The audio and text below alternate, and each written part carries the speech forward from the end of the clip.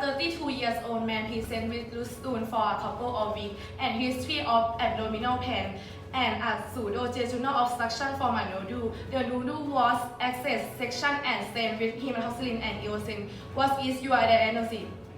ชายอายุ 32 ปีนะคะพบแพทย์ด้วยอาการถ่ายเหลวประมาณ 2-3 อาทิตย์ค่ะและมีประวัติปวดท้องและเกิดจากการอุดตันของลำไส้นะคะทำให้ลำไส้ไม่บีบตัวก้อนเนื้อเนี่ยเกิดขึ้นในลำไส้แล้วก็มีโนดูลนะคะถูกตัดออกมาย้อมสีด้วยเฮมโทซิลินและอีโอซินค่ะเพื่อตรวจการวินิจฉัย Case study keyword นะคะ 1. Loose stool for a couple of weeks 2. History of abdominal pain 3. Jejunal obstruction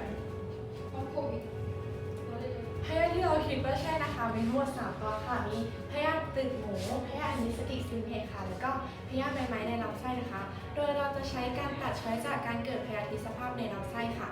ตัวแรกนะคะพยาธิตืดหมูค่ะพยาธิตัวนี้นะคะจะแย่งอาหารทำให้ผู้ป่วยนะคะกินอาหารเก่งขึ้นแต่น้ำหนักลดค่ะมีอาการปวดท้องขึ้นไส้อาเจียนหรืออุจจาระบ่อยค่ะ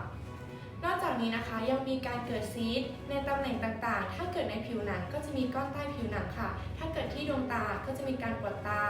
ดวงตาพร่ามัวสายตาผิดปกติหรือตาบอดได้ค่ะถ้าซีสต์เกิดในสมองนะคะก็จะไม่มีอาการค่ะหรือว่าจะมีการปวดศีรษะเนื่องจากซีสต์ไปอุดตันทางเดินไขสันหลังทำให้ความดันในสมองสูงนะคะทำให้เกิดอาการชักซึ่งเป็นอาการที่ผู้ป่วยพบได้มากสุดค่ะส่วนพยาธิใบไม้ในลำไส้นะคะเราจะพบแผลและมีการอักเสบบริเวณแผลพร้อมกับมีจุดเลือดออกทั่วไปที่ผิวหนังของลำไส้เล็กโดยเฉพาะบริเวณดิโอดีนัมและเจจูนัมค่ะในรายงานที่มีการติดเชื้อเป็นจำนวนมากอาจพบลำไส้โป่งพองและมีฝีได้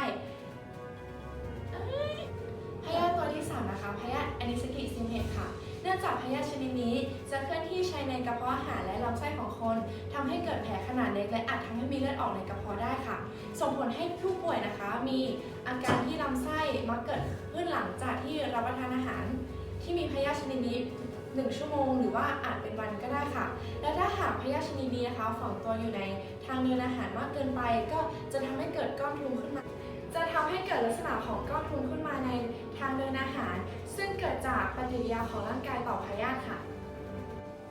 จากเคสเบื้องต้นนะคะเกิดขึ้นกับชายอายุ 32 ปีค่ะซึ่งมีอาการปวดท้องบริเวณลิ้นปี่คลื่นไส้อาเจียนและท้องเสียค่ะคาดว่าเกิดจากการติดเชื้อพยาธิอนิสกิสซิมเพล็กซ์ค่ะ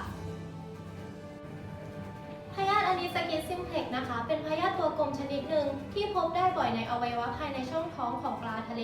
หมึกและสัตว์ทะเลที่เลี้ยงลูกด้วยนมเช่นวาฬโลมาและสิงโตทะเลค่ะพยาธิตัวเต็มวัยมีขนาดตั้งแต่ 2-5 เซนติเมตรจึงทำให้สามารถมองเห็นได้ด้วยตาเปล่าตัวอ่อนของพยาธิชนิดนี้นะคะมีหนามขนาดเล็กที่ปากและมีปลายหางแหลมเพื่อใช้ในการใช้ผ่านเนื้อเยื่อและอวัยวะต่างๆการใช้มักทำให้เกิดแผลและจุดเลือดออกในอวัยวะนั้นๆและจากการสำรวจเนื้อปลาทะเลสดที่จำหน่ายภายในห้างสรรพสินค้าในเขตกรุงเทพมหานครสมุทรสาครและชลบุรีนะคะพบพยาธิในเนื้อปลาสดถึง 9 ชนิดเช่นปลาดาบเงินปลาตาหวานปลาสีพุนปลาทูแขกปลากุแลกล้วยและปลาลังเป็นต้นค่ะส่วนในต่างประเทศนั้นนะคะมักพบในปลาทะเลจำพวกปลาแซลมอนและปลาคอดค่ะโดยเฉพาะปลาเคอริงค่ะตัวอ่อนระยะที่3นะคะจะมีลักษณะเป็นทรงกระบอกมีความยาวประมาณ 24 มิลลิเมตรค่ะปกคลุมด้วยคิวติเคิลนะคะที่มีความหนาและมีรอยย่นตามขวางเริ่มตั้งแต่เซฟิลิกลีเจียนไปถึงเอนัสค่ะซึ่งอนาสคิสซิมเพกนี้จะมีฟันที่ใช้ในการใช้ไปตามเนื้อเยื่อที่อยู่ทางด้านหน้าและมีเลเบียแปปิล่าซึ่งอยู่รอบๆ4 อันค่ะซึ่งจะมีล่องทอดความตามความยาวจากลำตัวเริ่มบริเวณที่ปากจนถึงบริเวณของมิวคอนนะคะอิสโปคัสของตัวอ่อนระยะที่3นะคะจะมีส่วนที่เป็นกล้ามเนื้อและมีแกนูล่าเวนติคูลัสและมีเอคิทอรีดักซึ่งไปเปิดที่เอคิทอรีบริเวณใต้ฟันของอนิสกิสซิมเพกค่ะวงจรชีวิตของอนิสกิสซิมเพกนะคะพยาธิชนิดนี้ปกติจะอาศัยอยู่ในกระเพาะอาหารของสัตว์ทะเลที่เลี้ยงลูกด้วยน้ำนมจนเจริญเป็นตัวเต็มวัยจากนั้นจะปล่อยไข่ออกมากับอุจจาระค่ะและฝังตัวออกเป็นตัวอ่อนอาศัยอยู่ในน้ำทะเลและถูกกินโดยอินเตอร์มีเดียตโฮสต์ชนิดที่1คือสัตว์ทะเลขนาดเล็กที่กินแพลงก์ต้นเป็นอาหารเช่นกุ้งและไรน้ำจากนั้นพยาธิจะเข้าไปอาศัยอยู่ในสัตว์เหล่านี้จนกระทั่งเป็นตัวอ่อนระยะที่3เมื่อกุ้งหรือไรน้ำปลาทะเลหรือปลาหมึก ซึ่งเป็นอินเตอร์มีเดียตโฮสต์ชนิดที่ 2 จับกินพยาธิเข้าไปอยู่ในกระเพาะอาหารลำไส้กล้ามเนื้อและอวัยวะต่างๆนะคะซึ่งเป็น definitive host พยาธิจะสามารถเจริญเป็นตัวเต็มวัยได้ค่ะ โดยแหล่งระบาดนะครับสามารถพบได้ทั่วมหาสมุทรทั่วโลกนะครับโดยอันนี้สกิสซิมเพกเป็นสายพันธุ์หลักๆ ที่จะพบได้ในแอตแลนติกแปซิฟิกอลาสกันโดยจะอยู่ในปลาพวกแมคเคอเรลหรือสคอมเบอร์จาโปนิคัสครับโดยการติดต่อในมนุษย์นะครับจะเกิดจากการกินสัตว์น้ำหรือปลาที่มีพยาธิแห่งแคปซูลอยู่ในกล้ามเนื้อหรืออวัยวะเข้าไปครับโดยเมื่อเข้าไปอยู่ในกระเพาะแคปซูลนี้จะละลายและพยาธิตัวอ่อนจะออกมาในกระเพาะครับ การตรวจวินิจฉัยนะคะเราจะใช้การส่องกล้องตรวจกระเพาะอาหาร ซึ่งเป็นวิธีเดียวในการตรวจเนื่องจากการตรวจหาพยาธิในไข่นั้นพยาธิไม่สามารถตรวจพบได้ในอุจจาระเนื่องจากตัวอ่อนของพยาธิจะฝังตัวแน่นในชั้นเยื่อหุ้มของกระเพาะอาหารและลำไส้รวมถึงคนนั้นเป็น accidental host นะคะทำให้พยาธิชนิดนี้ไม่เจริญเติบโตเป็นตัวเต็มวัยและวางไข่ในคนค่ะ การควบคุมและการป้องกันนะคะคือควรหลีกเลี่ยงการกินอาหารทะเลดิบๆหรือทำการแช่แข็งในอุณหภูมิ-35 องศาเซลเซียสอย่างน้อย15 ชั่วโมงหรือต่ำกว่า-20 องศาเซลเซียสอย่างน้อย7 วันหรือใช้วิธีการทำความร้อนให้สูงกว่า60 องศาเซลเซียสอย่างน้อย5 นาทีหรือมากกว่า 74 องศาเซลเซียสอย่างน้อย15 วินาทีค่ะการรักษานะคะในปัจจุบันยังไม่มียารักษาถ้าพบพยาธิบริเวณลำไส้ก็อาจจะต้องใช้การผ่าตัดค่ะมีรายงานว่าวาซาบิสามารถฆ่าพยาธิชนิดนี้ได้แต่ก็ยังอยู่ในขั้นตอนการค้นคว้าค่ะ Thanks to CuriosityStream for supporting PBS Digital Studios. Hey smart people, Joe here. What do poke, sushi, and sashimi and all of these dishes have in common? Well, they're delicious and they're made with raw fish. And they could all give you parasites. The ocean is a parasite playground. You know that warning about raw or undercooked fish at the bottom of every menu? It's there for a reason. At least 15,000 different species of wormy parasites use fish as a host. Raw fish dishes like sashimi are, well, raw. They're never cooked, which means any parasites or parasite eggs in the fish can end up in our tummies.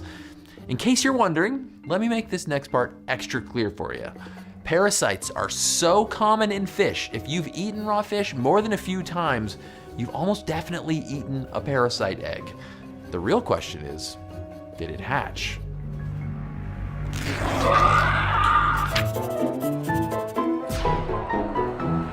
Okay, so Anisakis is one of the parasites you could get from eating sashimi. One investigation found that 10% of salmon sushi sampled from Seattle restaurants contain dead Anisakis worms. Now, if that raw fish is treated according to regulations, previously frozen for at least 7 days at minus 20 degrees Celsius, then the parasites and the eggs should all be dead. But that means you did still definitely eat them. If the fish isn't frozen correctly, or if it's eaten super fresh right out of the water, viable worms and eggs can make it into your gut. Like all parasites, these worms live in a carefully evolved life cycle. The eggs are released into the ocean through marine mammal poop, which are then eaten by crustaceans, which are then eaten by fish.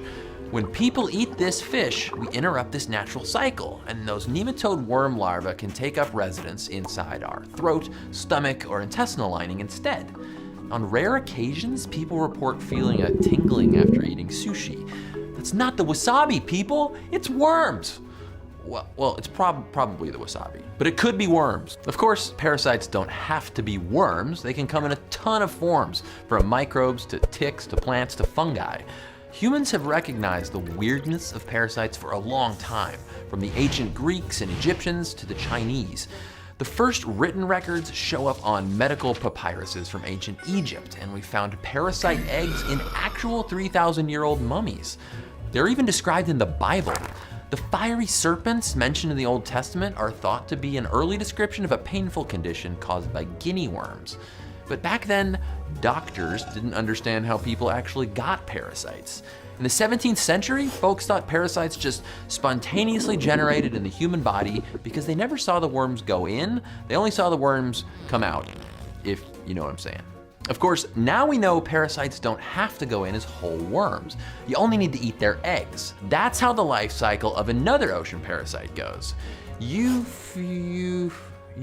got to be kidding me. I can't say that name. That thing resides in salt marshes off the California coast. It gets passed around by 3 different hosts. Birds poop out the parasite eggs, and the eggs get eaten by horned snails. Then the parasite castrates the snail and reproduces inside it.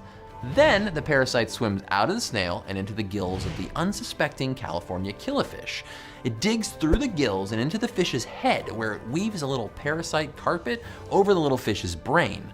Killifishes that are infected with parasites jerk around and swim near the surface of the water, which makes birds 30 times more likely to snatch that killifish up for a snack than one that isn't infected with parasites. The parasites are promoting their own survival by getting the fish eaten. Finally, after the fish get munched, the parasites burst out into the bird's guts and the cycle starts all over again. Now that's the circle of life. Okay, so fish are one thing, but parasites are everywhere: land, sea, even air. They make up as many as half of all animal species. Scientists think more than 200 different forms of parasitism have evolved independently from one another. It's difficult to even estimate the number of parasites on Earth because they can come in so many forms.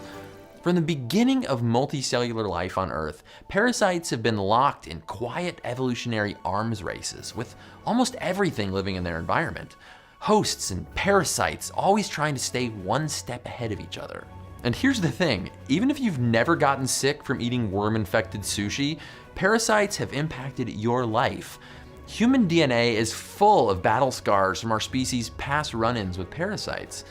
One of the most famous and nasty parasites out there is Plasmodium vivax, carried by mosquitoes. It's responsible for millions of cases of malaria a year. Today, a whopping 99% of people living in sub-Saharan Africa have a specific type of a protein receptor on their red blood cells that doesn't allow the parasite to gain entry. They evolved a natural malaria parasite defense. We think this change in the genome only took around 8,000 years to become widespread in that region, meaning it must have been much easier to survive in the environment with that variant of the gene than without it. Parasites cause us harm, so the simple and obvious answer is that getting rid of them is a good thing. But biology is rarely simple and obvious. Preserving parasites could be more important than we realize.